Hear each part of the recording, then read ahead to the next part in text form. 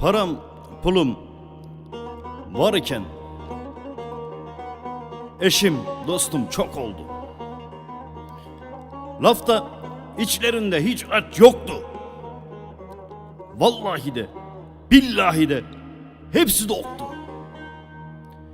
Her gün değil bir gün kardeşim.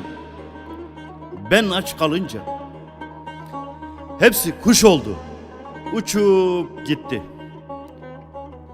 Unutma. Hani atalarımız demiş ya, tırnağın varsa başını kaşı. Sırıtma.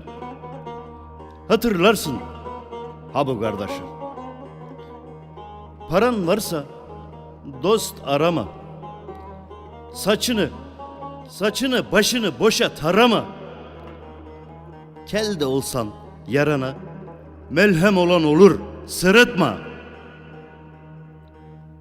Param pulum var iken eşim dostum çok oldu.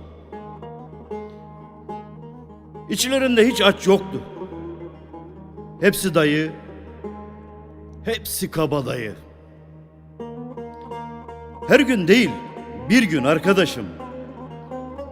Ben aç kalınca ha bu kardeşin tuş oldu.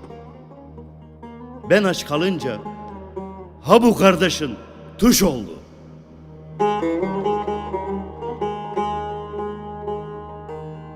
Ah dünyasına,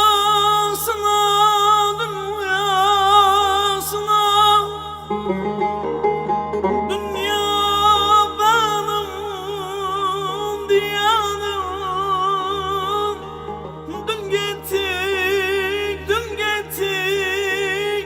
yasına, ya ya ya ya.